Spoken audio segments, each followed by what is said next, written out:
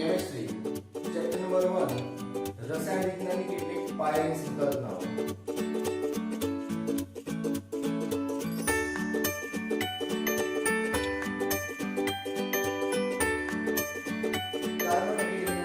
સ્વાગત છે. મારું નામ છે દર્શન સર અને આપણે ભણીશું રસાયણ વિજ્ઞાન. ઓકે, તો ચેપ્ટર નંબર 1 માં મિત્રો આજે આપણે આગળનો ટોપિક જોઈશું જેનું નામ છે દ્રવ્યનો સ્વભાવ. તો દ્રવ્યનો સ્વભાવ શીખીએ એની પહેલા આપણા મગજમાં પ્રશ્ન આવે કે દ્રવ્ય એટલે શું, બરાબર? તો અહીંયા આપણે વ્યાખ્યા લખી છે કે કોઈ પણ વસ્તુ જે દળ ધરાવે છે, કોઈ પણ વસ્તુ જે દળ ધરાવે છે અને જગ્યા રોકે છે એને આપણે કહીએ છીએ દ્રવ્ય, બરાબર? તો જેમ કે આ મારી જોડે માર્કર પેન છે, બરાબર? હવે આ માર્કર પેનનું એક ચોક્કસ દળ છે, એને હું જ્યાં પણ મૂકીશ ત્યાં એક ચોક્કસ જગ્યા રોકે છે, અવકાશ રોકે છે. જગ્યાને અવકાશ પણ કહેવાય.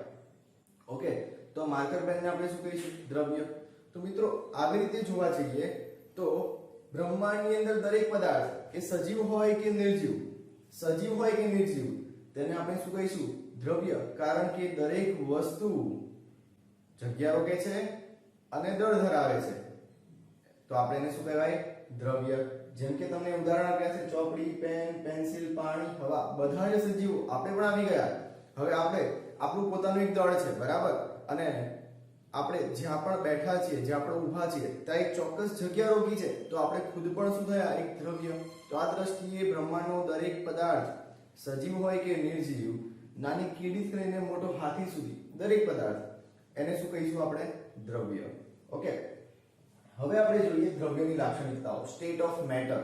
દ્રવ્યની લાક્ષણિકતાઓ, સ્ટેટ ઓફ મેટર. તો મિત્રો દ્રવ્યની લાક્ષણિકતાઓની વાત કરીએ તો આ જે દ્રવ્ય છે, દ્રવ્યની અવસ્થાઓની વાત કરીએ તો દ્રવ્ય છે ત્રણ ભૌતિક અવસ્થાઓ ધરાવે છે. દ્રવ્ય ત્રણ ભૌતિક અવસ્થાઓ ધરાવે છે. એક છે ઘન, પ્રવાહી અને વાયુ. ઘન, પ્રવાહી અને વાયુ, આવી રીતે ત્રણ ભૌતિક અવસ્થાઓ દ્રવ્ય ધરાવે છે.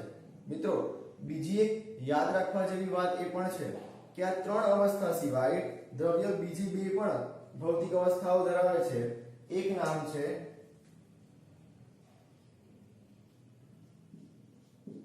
પ્લાઝમા અને પાંચમું નામ છે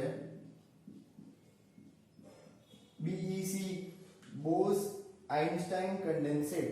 આ જે પ્લાઝમા નામની અવસ્થા છે એ ખૂબ જ ઊંચા તાપમાને હાજર હોય છે, ખૂબ જ ઊંચા તાપમાને.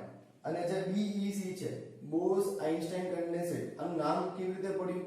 તો સત્યેન્દ્રનાથ બોઝ આપણા એક ભારતીય વૈજ્ઞાનિક છે અને આઇન્સ્ટાઇન, આલ્બર્ટ આઇન્સ્ટાઇન, આ બંનેનું નામ પરથી આ જે પાંચમી અવસ્થા છે એનું નામ પાડવામાં આવ્યું છે. કારણ કે આ બંને વૈજ્ઞાનિકોનો આ જે પાંચમી અવસ્થા છે તેને શોધવામાં ખૂબ જ મહત્વનો ફાળો છે, બરાબર? અને વાત કરીએ BEC ની, તો આ જે બોઝ આઇન્સ્ટાઇન કન્ડેન્સેટ નામની અવસ્થા છે એ ખૂબ જ નીચા તાપમાને ઉદ્ભવે છે, બરાબર? તો મિત્રો આ તો તમારે ફક્ત યાદ રાખવાનું છે, પરંતુ બાકીની જે ત્રણ ભૌતિક અવસ્થા છે, ઘન, પ્રવાહી અને વાયુ, તેના વિશે આપણે ડિટેલમાં અભ્યાસ કરીશું. તો આપણને પ્રશ્ન થાય કે આ દ્રવ્યની જુદી જુદી અવસ્થાઓ શેના કારણે ઉદ્ભવે છે? તો અહીંયા લખ્યું છે કણોની જુદી જુદી ગોઠવણના કારણે. કણો છે એટલે ઘટક કણોની જુદી જુદી ગોઠવણના કારણે દ્રવ્યની આવી રીતે જુદી જુદી અવસ્થાઓ ઉદ્ભવે છે. તો મિત્રો હવે આપણે આગળ જોઈશું ભૌતિક અવસ્થા છે. દ્રવ્યની આ જે ત્રણ ભૌતિક અવસ્થા છે એની લાક્ષણિકતાઓ, બરાબર? તો લાક્ષણિકતા જોઈએ તો સૌથી પહેલા વાત કરીશું ઘન પદાર્થની. તો મિત્રો ઘન પદાર્થને ચોક્કસ કદ અને આકાર હોય છે. તો અહીંયા તમે આકૃતિમાં જોશો આ જે ઘન પદાર્થ છે એનો ચોક્કસ કદ અને આકાર હોય. આ માર્કર પર એક ઘન પદાર્થ છે, તો આનો એક ચોક્કસ કદ છે, ચોક્કસ આકાર પણ છે. તેમાં રહેલા ઘટક કણો એકબીજાથી ખૂબ જ નજીક ગોઠવાયેલા હોય છે. આ જે ઘટક કણો છે એકબીજાથી ખૂબ જ પાસે ગોઠવાયેલા છે અને તેના કારણે તેમના વચ્ચે નું જે આકર્ષણ બળ હોય છે એકદમ મહત્તમ હોય છે, બરાબર? ખૂબ જ મહત્તમ આકર્ષણ બળથી એકબીજા સાથે જકડાયેલા હોય છે. જેમ કે બરફ છે, ખાંડ છે, મીઠું છે, આ દરેક ઘન અવસ્થાના ઉદાહરણ છે, બરાબર? હવે આપણે જોઈશું મિત્રો પ્રવાહી. તો પ્રવાહી પદાર્થને ચોક્કસ કદ હોય છે પરંતુ ચોક્કસ આકાર હોતો નથી. પ્રવાહી પદાર્થને ચોક્કસ કદ હોય છે પરંતુ ચોક્કસ આકાર હોતો નથી. કેવી રીતે? તો હું તમને ઉદાહરણ આપું તો આપણી જોડે 100 ml પાણી છે, 100 ml, બરાબર? હવે આ 100 ml પાણીને હું એક ગ્લાસમાં ભરીશ તો એનો આકાર શેના જેવો થઈ જશે? ગ્લાસ જેવો થઈ જશે. હવે આ જ 100 ml પાણીને ગ્લાસમાંથી હું બોટલમાં નાખી દઈશ તો એનો આકાર બોટલ જેવો થઈ જશે, પણ એનું કદ બદલાશે? ના, કદ બદલાતું નથી. કદ તો 100 ml નું 100 ml જ રહેશે, બરાબર. હવે બોટલમાંથી હું એને એક મોટા બાઉલમાં ટ્રાન્સફર કરી દઉં છું તો એનો આકાર મોટા બાઉલ જેવો થઈ જશે, પરંતુ પાણીનું જે કદ છે એ કેટલું રહેશે? 100 ml, પરંતુ એનો આકાર બદલાઈ જશે. બાઉલનો જેવો શેપ હશે, બાઉલનો જેવો આકાર હશે તેવો આકાર થઈ જાય છે, બરાબર. તો આ પ્રવાહીની લાક્ષણિકતા છે કે તેને ચોક્કસ કદ હોય છે પરંતુ ચોક્કસ આકાર હોતો નથી, અને તેને જે પાત્રમાં ભરવામાં આવે તે પાત્રનો તે આકાર ધારણ કરી લે છે, બરાબર. હવે આગળ જોઈએ. પ્રવાહીના કણો ઘન પદાર્થની સરખામણીમાં દૂર હોય છે. આ પ્રવાહીના જે કણો છે એ ઘન પદાર્થની સરખામણીમાં દૂર હોય. અહીંયા તમે જોઈ શકો છો, અને એમની ગોઠવણ અવ્યવસ્થિત હોય છે, વ્યવસ્થિત ક્રમબદ્ધ હોતી નથી, બરાબર. આગળની વસ્તુ કે પ્રવાહી પદાર્થના જે ઘટક કણો હોય છે એમના વચ્ચેનું આકર્ષણ બળ ઘન પદાર્થના કણો કરતા ઓછું હોય છે, બરાબર. એટલા માટે જ તેમની ગોઠવણ કેવી હોય? અવ્યવસ્થિત હોય છે. અને અહીંયા તમને ઉદાહરણ આપ્યું છે, પાણી છે, બેન્ઝીન છે, બ્રોમિન, આ બધા પ્રવાહી પદાર્થોના ઉદાહરણ છે. અને અંતે મિત્રો જોઈએ આપણે વાયુ અવસ્થા. તો વાયુ અવસ્થાની અંદર ના તો ચોક્કસ કદ હોય છે, ન તો ચોક્કસ આકાર હોય છે. વાયુ પદાર્થના ઘટકણો ચોક્કસ કદ કે ચોક્કસ આકાર ધરાવતા નથી. વાયુને જે પાત્રમાં ભરવામાં આવે તે પાત્રનો તે આકાર અને કદ ગ્રહણ કરી લે છે. જેમ કે તમે પરફ્યુમ છે એ રૂમમાં સ્પ્રે કરશો, બરાબર, તો એનું કદ અને એનો આકાર આખા રૂમ જેટલો થઈ જશે. સમજી ગયા ને? કારણ કે તેની સ્મેલ તમને દરેક ખૂણે આવે છે, તો એના ઘટક કણો છે આખા રૂમમાં ફેલાઈ જાય છે. તો વાયુને જે પાત્રમાં ભરવામાં આવે તેનું તે કદ અને આકાર ધારણ કરી શકે છે. અને વાયુ પદાર્થના કણો એકબીજાથી ખૂબ જ દૂર ગોઠવાયેલા હોય છે, અને એટલા માટે જ એમના ઘટક કણોની વચ્ચેનું જે આકર્ષણ બળ છે એ સૌથી ઓછું હોય છે, બરાબર. તો આ વસ્તુ તમારે ખાસ યાદ રાખવાની છે મિત્રો, બરાબર. અને તેનું ઉદાહરણ છે oxygen, hydrogen gas, nitrogen gas. તો જુદા જુદા વાયુઓ એ વાયુ અવસ્થાના ઉદાહરણ છે. તો આ મેં તમને ભૌતિક અવસ્થાના આધારે જે આપણે વર્ગીકરણ કર્યું દ્રવ્યનું, ઘન, પ્રવાહી અને વાયુ, એ મેં તમને સમજાવ્યું. હવે આગળ આપણે શેની ચર્ચા કરવાની છે? તો આગળ આપણે ચર્ચા કરીશું રાસાયણિક અવસ્થાના આધારે જે અલગ અલગ વિભાગ પડે છે એની આપણે ચર્ચા કરીશું, બરાબર. તો મિત્રો, રાસાયણિક પ્રક્રિયાના આધારે આપણે દ્રવ્યનું વર્ગીકરણ જોઈએ તેની પહેલા અહીંયા આપણે જોઈશું દબાણ અને તાપમાનની પરિસ્થિતિમાં જો આપણે ફેરફાર કરીએ તો દ્રવ્યની અવસ્થામાં શું કોઈ ફેરફાર થાય છે? તો હા, જો આપણે દબાણ અને તાપમાનમાં ફેરફાર કરીશું તો દ્રવ્યની અવસ્થા પણ બદલાય છે. તો અહીંયા તમે જોશો જે ઘન અવસ્થા છે તો આપણે એને ગરમ કરીએ. ઘન અવસ્થામાં કોઈ પદાર્થ છે એને આપણે ગરમ કરીએ, જેમ કે બરફ. તો બરફને આપણે ગરમ કરીએ તો એનું રૂપાંતર પાણીમાં થશે, એટલે કે પ્રવાહીમાં થશે. અને જો પ્રવાહીને આપણે ગરમ કરીએ તો એનું રૂપાંતર વાયુ એટલે કે વરાળની અંદર થાય છે, બરાબર. તેવી જ રીતે જો વરાળને આપણે ઠંડી પાડીએ તો તેનું રૂપાંતર પ્રવાહીમાં, અને પ્રવાહીને ઠંડુ પાડીએ તો તેનું રૂપાંતર ફરીથી ઘન અવસ્થાની અંદર થાય છે. તો આ રીતે આપણે તાપમાનની અસર દ્રવ્યની અવસ્થા પર કેવી રીતે થાય છે તે જોયું. તો મિત્રો, હવે આપણે આગળ વધીએ છીએ. દ્રવ્યનું વર્ગીકરણ રાસાયણિક અવસ્થાના આધારે કેવી રીતે થાય છે? રાસાયણિક પ્રક્રિયાના આધારે જોવા જઈએ તો રાસાયણિક પ્રક્રિયાના આધારે દ્રવ્યનું વર્ગીકરણ જોવું હોય તો અહીંયા તમને આપેલું છે. દ્રવ્યને આપણે મિશ્રણ અને શુદ્ધ પદાર્થોમાં વર્ગીકૃત કરી શકીએ છીએ. સૌથી પહેલા વાત કરીએ મિશ્રણની. તો મિશ્રણના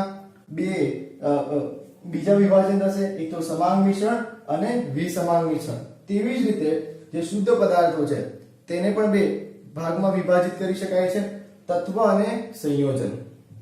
તો આપણે એક પછી એક મિશ્રણ જોઈશું અને પછી શુદ્ધ પદાર્થો. વન બાય વન આ બંને ટોપિકનું ડિસ્કશન કરવાનું છે. ધ્યાન અહીંયા રાખજો મિત્રો, બહુ જ અગત્યનું છે, બરાબર. તો સૌથી પહેલા આપણે જોઈએ છે શુદ્ધ પદાર્થ. શુદ્ધ પદાર્થ કોને કહેવાય?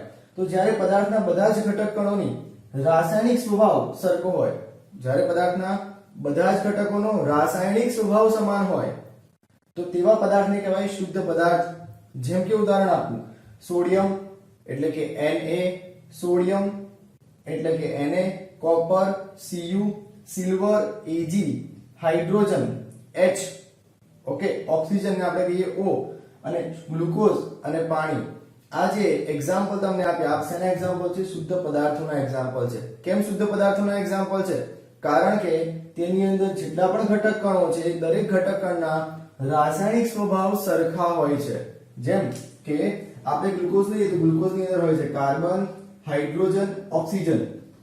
ગ્લુકોઝની અંદર હોય કાર્બન, હાઇડ્રોજન, ઓક્સિજન. આ ત્રણ જુદા જુદા તત્વો હાજર હોય છે, પરંતુ આ સમાન માત્રામાં જોડાયેલા હોય છે. એક ફિક્સ માત્રાની અંદર જોડાયેલા હોય છે, બરાબર, નિશ્ચિત સંગઠનથી જોડાયેલા હોય છે. તેના કારણે તેમનું જે રાસાયણિક સ્વભાવ છે એ સમાન હોય છે, અલગ અલગ હોતો નથી. ભલે તત્વો અલગ અલગ છે, પરંતુ તેનો રાસાયણિક સ્વભાવ સમાન છે. એટલા માટે ગ્લુકોઝને આપણે શું કહીએ છીએ? ગ્લુકોઝને આપણે કહીએ છીએ શુદ્ધ પદાર્થ. તેવી જ રીતે પાણી, તો પાણીની અંદર હોય હાઇડ્રોજન અને ઓક્સિજન. તો પાણીની અંદર જે હાઇડ્રોજન અને ઓક્સિજન છે તેનું રાસાયણિક સંગઠન, એનું જે સંગઠન છે, પ્રમાણ છે, એ પ્રમાણ નિશ્ચિત હોય છે. નિશ્ચિત પ્રમાણની અંદર તેઓ એકબીજા સાથે સંયોજાયેલા હોય છે. પરંતુ આ જે બંને ઘટક કણો છે બંનેનો રાસાયણિક સ્વભાવ સમાન છે. એટલા માટે આપણે એને શુદ્ધ પદાર્થો કહીએ છીએ, બરાબર. તો આ મેં તમને શુદ્ધ પદાર્થોની વ્યાખ્યા સમજાવી, તેના ઉદાહરણ આપ્યા. હવે આગળ જોઈએ તો શુદ્ધ પદાર્થોની લાક્ષણિકતા મિશ્રણની લાક્ષણિકતા કરતા અલગ છે. કેવી રીતે અલગ છે તે પણ જોઈએ આપણે. તો શુદ્ધ પદાર્થોના ઘટક કણોની નિશ્ચિત સંગઠન હોય છે. શુદ્ધ પદાર્થોની અંદર જે ઘટક કણો હોય છે તેનું સંગઠન નિશ્ચિત હોય. તો તમને ઉદાહરણ આપું મિત્રો, જેમ કે વોટર એટલે કે H2O. હવે જે પાણી છે એની અંદર બે ઘટક કણો છે, બે હાઇડ્રોજન ને એક ઓક્સિજન, બરાબર. બે હાઇડ્રોજન ને એક ઓક્સિજન. તો હવે હાઇડ્રોજનની વાત કરીએ તો હાઇડ્રોજનનો અણુભાર કેટલો આવે? તો એક હાઇડ્રોજનનો 1 હોય ને બે હાઇડ્રોજનનો કેટલો થાય? 2. તેવી જ રીતે ઓક્સિજનની વાત કરીએ તો ઓક્સિજનનો 16. જો આ બંનેનો આપણે રેશિયો લઈએ તો રેશિયો કેટલો આવશે? 1/8. તો તેનો અર્થ એવો થયો કે પાણી છે એ પાણીની અંદર હાઇડ્રોજન ને ઓક્સિજનનો રેશિયો છે 1:8, 1/8. 1:8 ના પ્રમાણમાં હાઇડ્રોજન અને ઓક્સિજન એકબીજા સાથે સંયોજાયેલા હોય છે. હવે પાણી તમે ગમે તે રીતે બનાવો, કોઈ પણ રાસાયણિક પ્રક્રિયાથી પાણી બનાવો, પરંતુ એની અંદર જે હાઇડ્રોજન અને ઓક્સિજન છે તેનું સંગઠન ફિક્સ હોય છે, નિશ્ચિત હોય છે, બરાબર. આ છે શુદ્ધ પદાર્થની ખાસમ ખાસ વાત એટલે કે લાક્ષણિકતા, જે તમારે યાદ રાખવાની છે. મિત્રો, આ જે શુદ્ધ પદાર્થ છે તેને બે પ્રકારમાં વિભાજિત કરી શકાય છે. હમણાં આપણે જોયું તત્વ અને સંયોજન, બરાબર. તત્વ અને બીજું છે સંયોજન. સૌથી પહેલા આપણે જોઈશું તત્વ વિશે. તો તત્વ એ એક જ પ્રકારના ઘટક કણો ધરાવે છે. તત્વની અંદર એક જ પ્રકારના ઘટક કણો હાજર હોય છે. ઉદાહરણ તરીકે sodium, copper, silver, hydrogen, oxygen. આ દરેક તત્વના એક્ઝામ્પલ છે, તત્વના ઉદાહરણ છે, બરાબર. હવે આગળ જોઈએ. આ ઘટક કણો અણુ કે પરમાણુ સ્વરૂપે હાજર હોય છે. કે તત્વની અંદર જે ઘટક કણો છે, અહીંયા આપણે વાત કરીને કે તત્વની અંદર એક જ પ્રકારના ઘટક કણો હોય, બરાબર. હવે આ ઘટક કણો બે સ્વરૂપે હાજર હોય, અથવા તો પરમાણુ સ્વરૂપે અથવા તો અણુ સ્વરૂપે. પરમાણુ અથવા તો અણુ સ્વરૂપે આ ઘટક કણો હાજર હોય છે. અને દરેક તત્વને પોતાના અલગ અલગ લાક્ષણિક ગુણધર્મો હોય છે. દરેક ઘટકના પોતાના અલગ અલગ લાક્ષણિક ગુણધર્મો હોય, બરાબર. એટલે કે હાઇડ્રોજન નામનું જે તત્વ છે એ તત્વની અંદર જેટલા પણ ઘટક પરમાણુ છે એ દરેકના ગુણધર્મો એક સમાન હોય છે. ઓક્સિજનની અંદર જેટલા પણ ઘટક પરમાણુ હોય છે, ઓકે, એ દરેક ઘટક પરમાણુઓના ગુણધર્મો સમાન હોય છે. પરંતુ ઓક્સિજન અને હાઇડ્રોજનની વાત કરીએ તો બંનેના ઘટક કણો એકબીજાથી કેવા હોય? અલગ અલગ. સમજી ગયા મિત્રો? ફરીથી, ઓક્સિજનની અંદર જેટલા પણ ઘટક પરમાણુઓ છે એમનો ગુણધર્મ એક જેવો જ હોય. હાઇડ્રોજનની અંદર જેટલા પણ ઘટક પરમાણુ હોય એમનો ગુણધર્મ પણ એક જેવો જ હોય. પરંતુ ઓક્સિજન અને હાઇડ્રોજનના ઘટક પરમાણુઓની સરખામણી કરીશું તો તેઓ બંને એકબીજાથી અલગ પડશે, એની લાક્ષણિકતા એકબીજાથી અલગ પડે છે, બરાબર. હવે આગળ જોઈએ મિત્રો, તો અણુ અને પરમાણુ કોને કહેવાય? હમણાં તમને કીધું ને કે ઘટક કણો છે તત્વની અંદર એ અણુ અથવા તો પરમાણુ સ્વરૂપે હોય. તો અણુ અને પરમાણુ કોને કહેવાય? તો જોઈ લો અહીંયા, સોડિયમ અથવા તો કોપર જેવા કેટલાક તત્વોમાં એકલ પરમાણુઓ ઘટક તરીકે જોડાયેલા હોય છે. શેની વાત કરી છે મિત્રો? સોડિયમ અથવા તો કોપર. આ જે તત્વો છે, આ તત્વોની અંદર એકલ પરમાણુ એટલે કે એક જ પરમાણુ, એક જ ઘટક કણ એકબીજા સાથે જોડાયેલો હોય. તો આ જે સિંગલ ઘટક કણ છે, એ સિંગલ ઘટક કણને આપણે શું કહીએ છીએ? એકલ અણુને આપણે, એકલ ઘટક કણ છે એને આપણે કહીએ છીએ પરમાણુ. બરાબર. હવે વાત કરીએ અણુની. તો અણુ કોને કહેવાય? તો જ્યારે બીજા કેટલાક તત્વોમાં બે કે વધુ પરમાણુ, જ્યારે બે કે વધારે પરમાણુ એકબીજા સાથે જોડાય તો શેની રચના થાય છે? અણુની રચના થાય છે. એટલે પરમાણુ એકલો હોય, બરાબર, એક એક ઘટક કણ જો જોડાયેલા હોય એકબીજા સાથે તો એને આપણે કહીએ પરમાણુ. પરંતુ જો બે પરમાણુ એકબીજા સાથે જોડાય અથવા તો બે કરતા વધારે જોડાયેલા હોય પરમાણુ તો એને આપણે કહીએ છીએ અણુ. બરાબર. તો જેમ કે અહીંયા બે ઓક્સિજનના પરમાણુઓ છે, એકબીજા સાથે સંયોજાઈને બનાવે ઓક્સિજનનો અણુ એટલે કે O2 અણુ. સિમિલર વે હાઇડ્રોજનના બે પરમાણુઓ જોડાય અને શું બનાવે? H2 નો અણુ. તેવી જ રીતે ફોસ્ફરસની વાત કરીએ મિત્રો, તો ફોસ્ફરસની અંદર 4 ફોસ્ફરસના અણુઓ જોડાય અને P4, ફોસ્ફરસના 4 પરમાણુઓ જોડાઈને P4 અણુની રચના કરે. તેવી જ રીતે હું સલ્ફરની વાત કરું તો સલ્ફરની અંદર 8 પરમાણુઓ, સલ્ફરના 8 પરમાણુઓ જોડાઈને S8 અણુની રચના કરે છે. તો મિત્રો મેં અહીંયા તમને સમજાવ્યું શુદ્ધ પદાર્થ, એમાં તમને સમજાવ્યું તત્વ. તો મિત્રો હવે આપણે જાણીશું સંયોજન વિશે. સંયોજન એટલે શું? જ્યારે જુદા જુદા તત્વોના બે કે તેથી વધુ પરમાણુ નિશ્ચિત પ્રમાણમાં સંયોજાઈને જે પદાર્થ બનાવે એને કહેવાય સંયોજન. મિત્રો તમારે અહીંયા જે શબ્દ ઉપર ફોકસ કરવાનું છે, શબ્દ છે નિશ્ચિત પ્રમાણ. કારણ કે આગળ તમે એક ડેફિનેશન ભણશો, વ્યાખ્યા ભણશો મિશ્રણની, એમાં આ એક જ શબ્દનો ફરક છે બસ. તેમાં ત્યાં આવશે કોઈ પણ પ્રમાણમાં અને અહીંયા છે નિશ્ચિત પ્રમાણમાં. એટલે જ્યારે બે કે તેથી વધુ પરમાણુ નિશ્ચિત પ્રમાણમાં સંયોજાય તો બનાવે સંયોજન. બરાબર. અને સંયોજનના ઘટકોને ભૌતિક પદ્ધતિઓ દ્વારા આપણે અલગ પાડી શકતા નથી. જેમ કે તમને ઉદાહરણ આપું કે પાણી છે. પાણી એક સંયોજન છે અને શેનો ભાગ છે? શુદ્ધ પદાર્થનો. કેમ શુદ્ધ પદાર્થ? કારણ કે પાણીના જેટલા પણ ઘટક અણુઓ છે, હાઇડ્રોજન અને ઓક્સિજન, તેમનો રાસાયણિક સ્વભાવ કેવો કહેવાય? સમાન કહેવાય. બરાબર ને? હમણાં આપણે સમજી ગયા. તો આ જે પાણીની અંદર હાઇડ્રોજન અને ઓક્સિજન છે એને શું આપણે કોઈ ભૌતિક પદ્ધતિથી અલગ કરી શકીશું? જેમ કે બાષ્પીભવન છે, ગાળણ છે, એવી કોઈ ભૌતિક પદ્ધતિ દ્વારા અલગ કરી શકીએ છીએ? નથી કરી શકતા. બરાબર. તેવી જ રીતે બીજું એક્ઝામ્પલ આપું, ખાંડ છે. ખાંડની અંદર કાર્બન હોય, હાઇડ્રોજન હોય, ઓક્સિજન હોય. બરાબર. તો ખાંડના ઘટક પરમાણુઓ છે એને શું આપણે કોઈ ભૌતિક પદ્ધતિથી અલગ કરી શકીએ? જેમ કે નિસ્યંદન છે, ગાળણની પ્રક્રિયા છે, બાષ્પીભવન છે, અલગ કરી શકીશું? નહીં કરી શકીએ. એટલા માટે અહીંયા લખ્યું છે કે સંયોજનના ઘટકોને ભૌતિક પદ્ધતિ દ્વારા આપણે અલગ પાડી શકતા નથી. આ એની લાક્ષણિકતા છે, ખાસમ ખાસ વાત છે, તમારે યાદ રાખવાની છે. બરાબર. અને ઉદાહરણ આપ્યા છે પાણી, અમોનિયા, કાર્બન ડાયોક્સાઇડ, ખાંડ. તો અહીંયા પાણીનો અણુ અને કાર્બન ડાયોક્સાઇડના અણુની આકૃતિ આપેલી છે. તો મિત્રો યાદ રાખજો, આ વાક્ય મેં તમને સમજાવ્યું.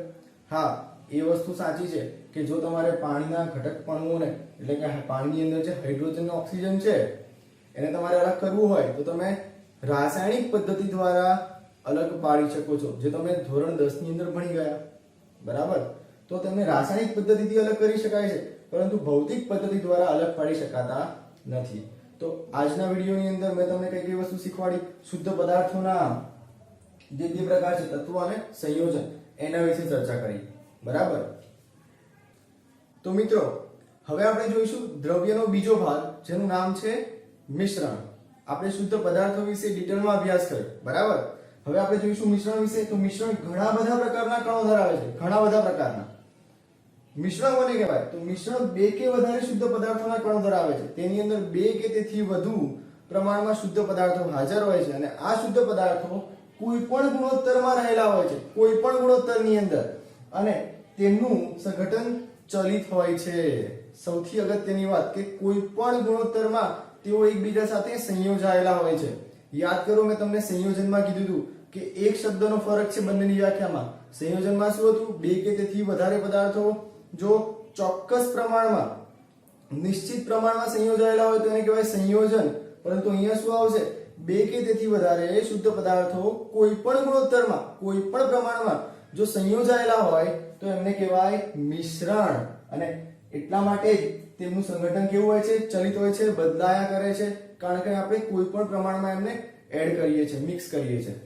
અને શુદ્ધ પદાર્થો જે મિશ્રણ બનાવે છે તેમને મિશ્રણના ઘટક કણો કહે છે. બરાબર? એટલે મિશ્રણની અંદર જે શુદ્ધ પદાર્થો હાજર હોય એને આપણે શું કહીએ?